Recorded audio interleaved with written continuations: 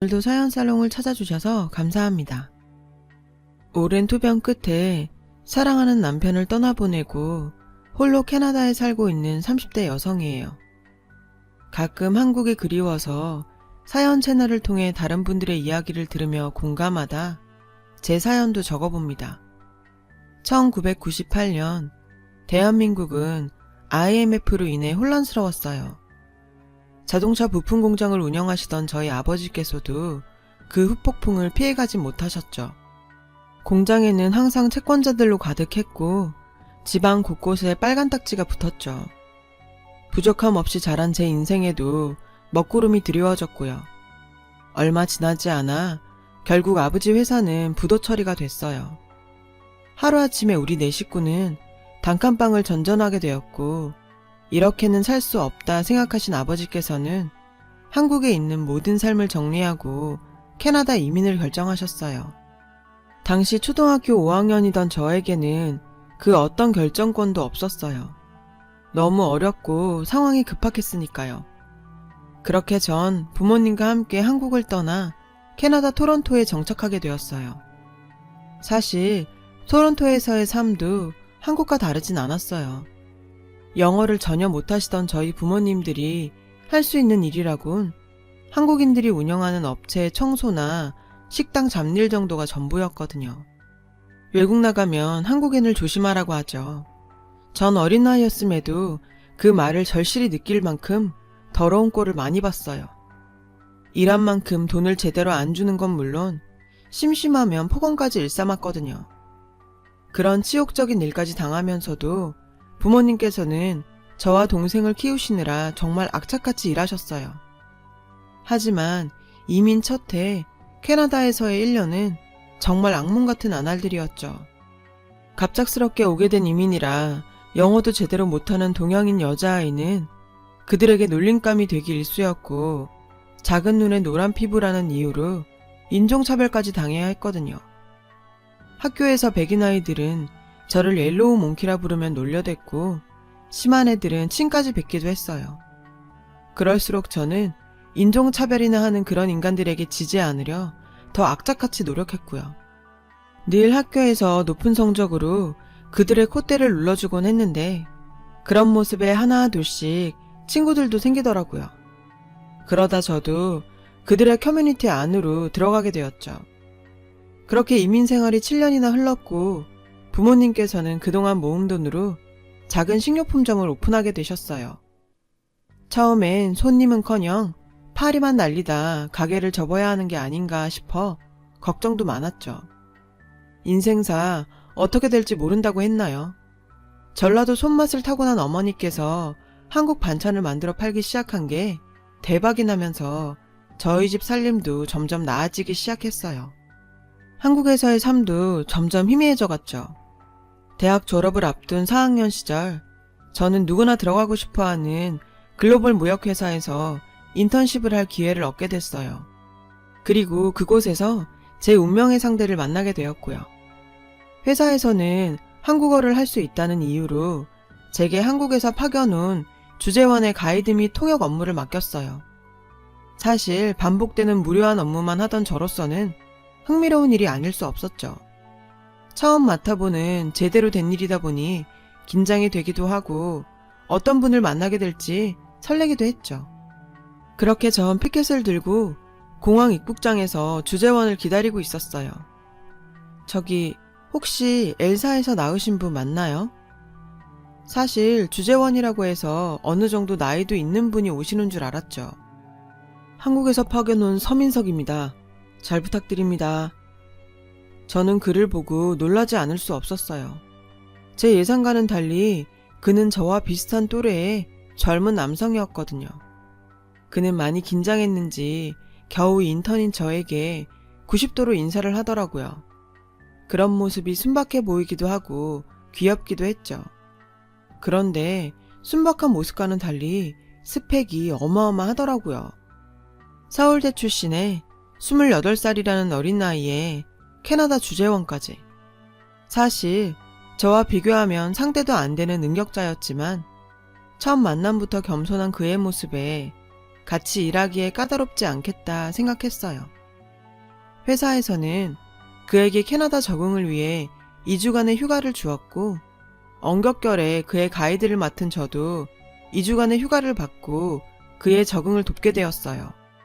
환전하고 계좌도 개설하고 생활 전반적인 업무까지 꼼꼼하게 챙기게 되었는데, 평생 공부만 했던 사람이라 그런지 혼자 할 줄 아는 게 정말 아무것도 없더라고요. 어린아이 키우는 기분이 이런 거구나 할 정도였죠. 궁금한 건 또 어찌나 많은지 조잘조잘 쉴 새 없이 물어보는 통에 피곤하긴 하더군요.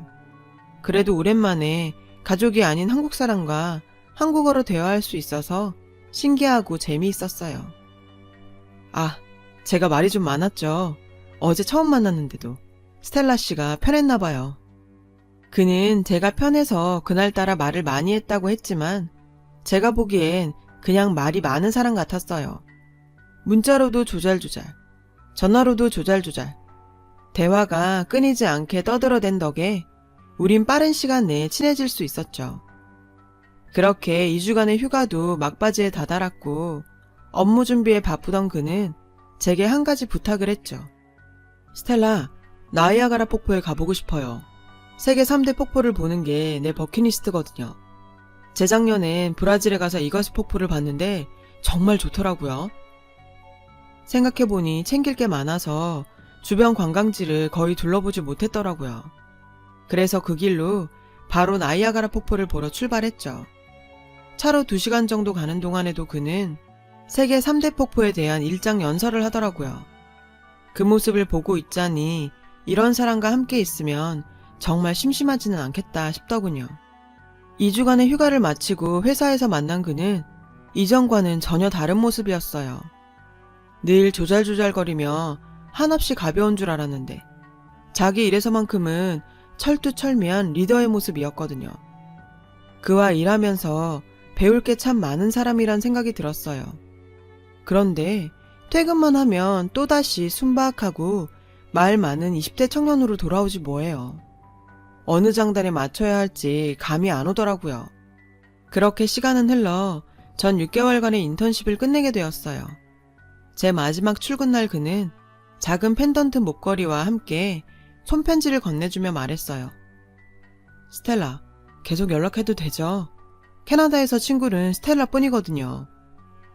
솔직히 저도 그와 보낸 3개월 남짓한 시간이 색다른 경험이기도 했고 이미 그의 수다가 익숙해져 버려서 이대로 끝나는 건가 걱정했었는데 먼저 연락해도 되냐고 물어주니 제가 오히려 고마웠죠. 그 후로도 시간 있을 때마다 우린 만나서 수다 떨었어요. 심지어 저희 집에 와서 밥을 먹고 가기도 했고요. 그런데 저희 부모님께서는 그가 집에 올 때마다 사위를 맞이하듯 하셔서 민망할 때가 한두 번이 아니었죠. 이렇게 집도 드나들고 주말마다 만나서 수다도 떨며 시간을 보냈지만 솔직히 우리가 어떤 사이라고 정의 내리긴 힘들었어요. 그렇게 애매한 사이가 이어지던 어느 날 우리가 어떤 관계인지 확인할 수 있는 사건이 생겼죠. 그날은 대학 졸업 파티가 있는 날이었는데 같이 갈 파트너가 없던 저는 파티 참석을 포기하고 집에서 엄마 일을 돕고 있었어요. 그때 그에게 연락이 왔어요. 스텔라, 밖으로 나와요. 뜬금없는 그의 방문에 엄마는 저를 보며 씩 웃더라고요. 민낯으로 있던 저는 모자를 푹 눌러쓰고 나갔죠. 나가보니 집 앞에 TV에서나 볼 법한 스포츠카에 턱시도 차림을 한 그가 서 있지 뭐예요. 게다가 제가 입을 드레스도 미리 준비해온 모양이더라고요. 알고 보니 저희 엄마가 파트너가 없어서 졸업 파티에 참석도 못하는 딸이 안타까워 그에게 연락을 한 거였어요. 앞뒤 상황이야 어떻게 됐든 그 덕분에 전 졸업 파티를 무사히 마칠 수 있었어요. 정말 고맙더라고요. 그러면서도 한편으론 괜히 제가 시간을 뺏은 것 같아 미안하기도 했고요. 민석 씨, 미안해요. 회사 일도 바쁘실 텐데 괜히 저 때문에. 그는 저를 의아하다는 표정으로 쳐다보더군요. 그리곤 생각지도 못한 말을 했어요. 저한테 사과할 건 그게 아니잖아요. 왜 이런 날 저를 안 불러요? 얼마나 기다리고 있었는데. 갑작스러운 그의 고백에 좀 당황했지만 지금 생각해보면 저 역시도 그 고백을 기다려온 게 아닌가 싶어요. 그날 이후 우린 연인이 되었고 1년간의 찐한 연애 끝에 부부가 되었어요. 결혼을 약속하고서야 알게 된 사실인데 남편에게도 저와 비슷한 상처가 있더라고요. 남편네 집 역시 IMF 시절 아버지께서 실직하시면서 어머니께서 아버지와 자신을 버리고 도망치셨더라고요.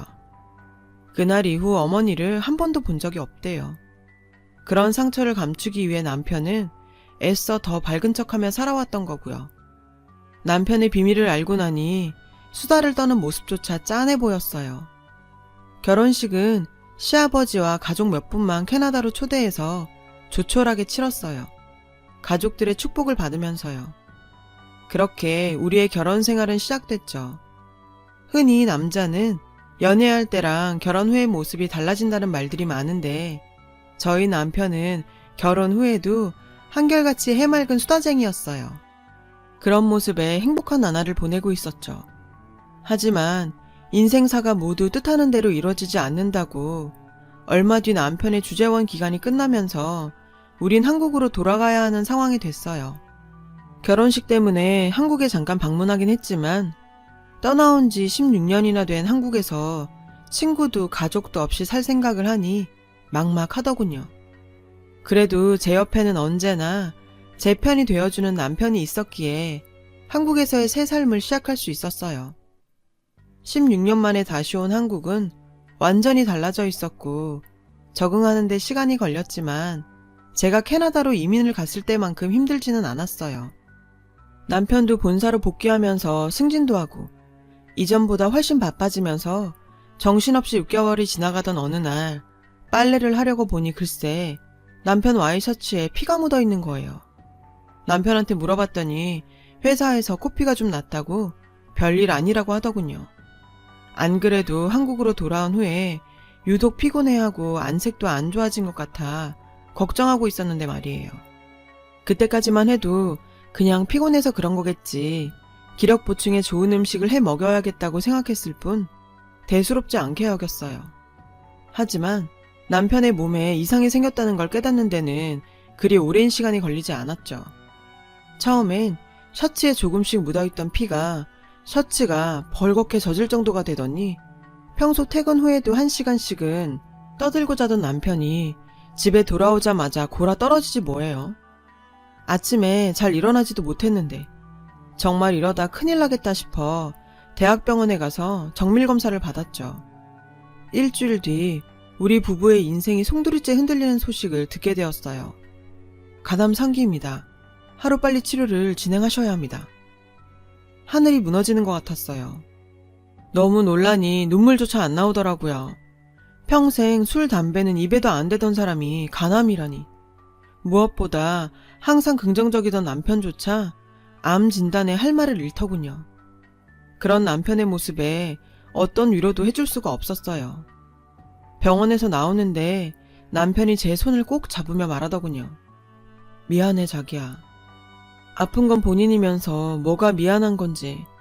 저에게 연신 미안하다는 남편의 모습에 차마운 눈물이 왈칵 쏟아졌어요. 그렇게 한참을 펑펑 울다 보니 정신이 번쩍 들더라고요. 하루라도 빨리 치료를 시작해야 완치율이 높다는 선생님의 말에 다음 날로 남편 회사에 휴직계를 내고 치료를 시작했어요. 병원과 집을 오가는 6개월간의 생활에도 남편의 병은 딱히 차도가 없었어요. 주치의 선생님께서는 이제는 간이식밖에 답이 없다며 검사를 제안하셨죠. 저는 당장이라도 제 간을 나눠주고 싶었지만 하늘도 무심하시지. 검사 결과 아버님과 저 둘 다 부적합 판정을 받게 되었죠. 언제 받을지도 모르는 순서를 기다릴 수밖에 없었어요. 점점 몸 상태가 안 좋아지는 남편을 보면서 그냥 두고 볼 수 없었던 저는 마지막 방법으로 어린 시절 남편을 버리고 떠난 시어머니를 찾기로 했어요. 남편의 간이식을 부탁해 보려고요. 혹시 김미숙 씨 되시나요? 저는 서민석 씨 아내 되는 사람입니다. 전할 말이 있어서 이렇게 갑작스럽게 찾아왔습니다. 무슨 일이죠? 시어머니는 서민석이라는 이름을 듣자 당황한 듯 말을 더듬더군요. 민석 씨가 지금 많이 아파서 간이식밖에 방법이 없는 상황이에요. 어머님이 검사라도 한번 받아주실 수 있을까요? 아가씨, 우리 인연 끊고 산 지 20년이 넘었어요. 이렇게 찾아와서 간을 달라니 당황스럽네요. 저는 만날 생각도 없고 간 줄 생각도 없으니 다시는 찾아오지 마세요. 솔직히 너무 당황했어요. 아무리 자기 살겠다고 애 버리고 도망갔다지만 자기가 배 아파 낳은 아들이 아프다는데 걱정은커녕 만날 생각도 없다니요. 전 거의 매달리듯 무릎 꿇고 빌었어요. 제발 부탁드립니다. 어머님 아니면 민석 씨 죽어요. 제발요. 제 처절한 울부짖음에도 어머님 뒤도 안 돌아보고 집으로 들어가 버렸어요. 겉으로 표현은 안 했지만 은근히 기대하던 남편에게 자신의 어머니가 자신을 만날 생각이 없다는 걸 전할 수 없었죠.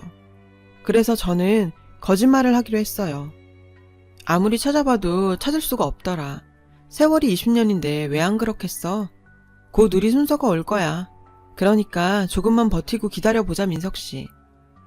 저희 기대와는 달리 아무리 기다려도 남편에게 적합한 간은 나타나지 않았고 그 기간 동안 다른 장기에도 암이 전이되면서 결국 6개월 시한부 판정을 받게 되었어요.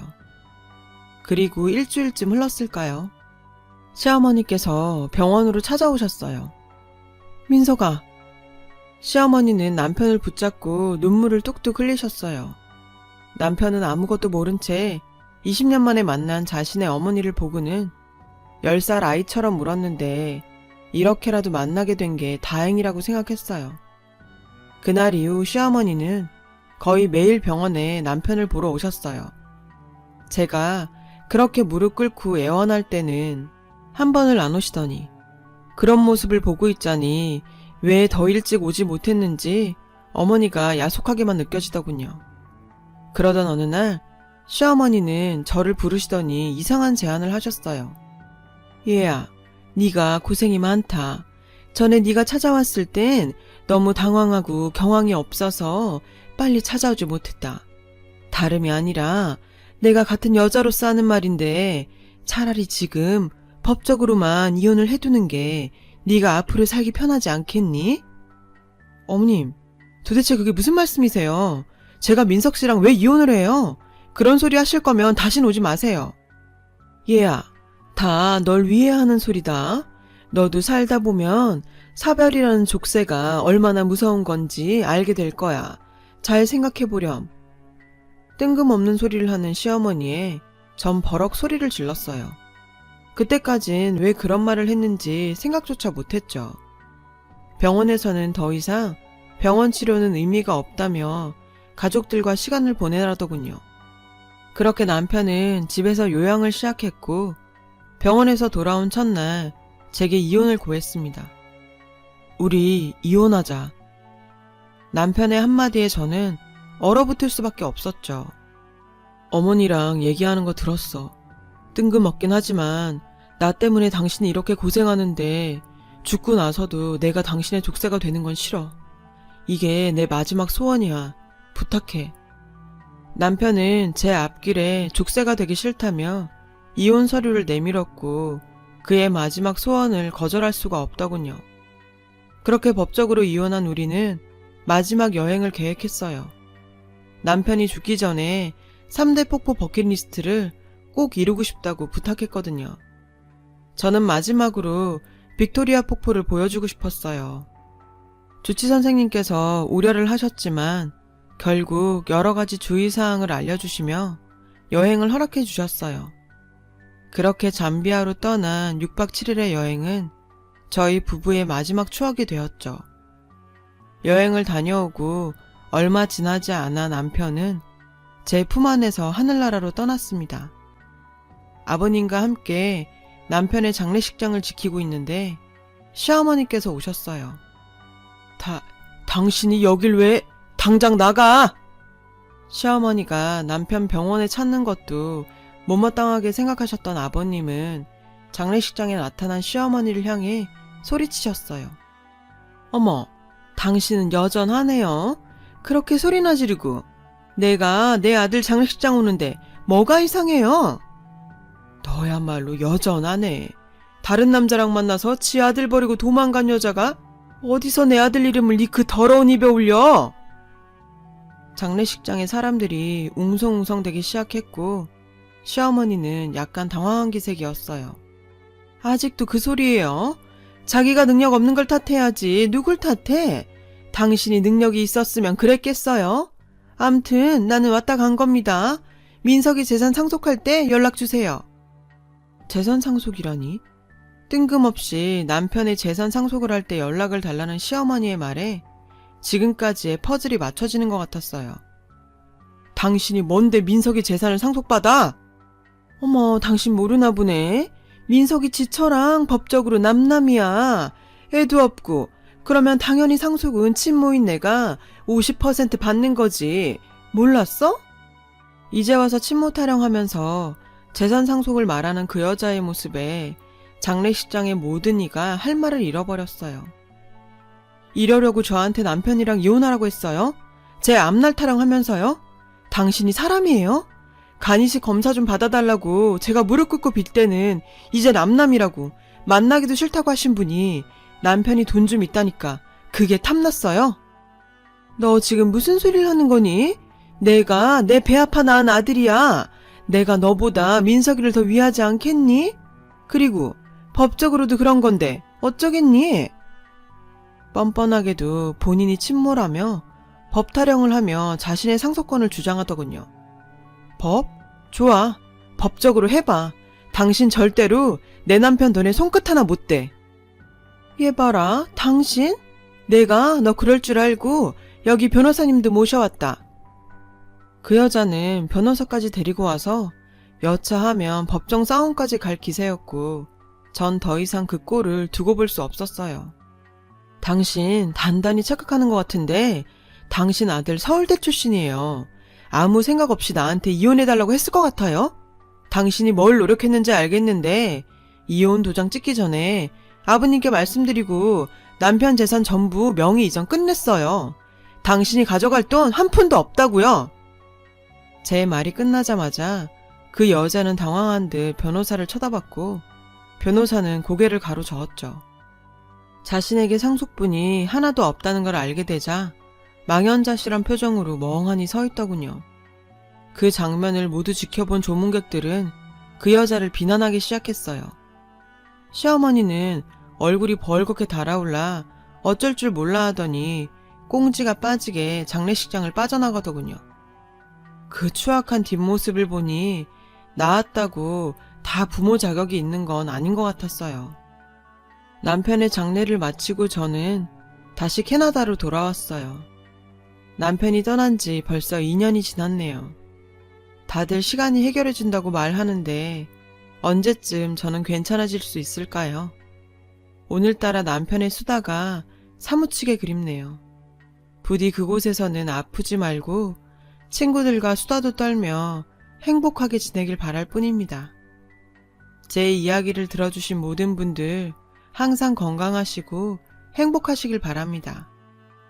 여러분, 사연 댓글에 응원과 현명한 조언 부탁드려요.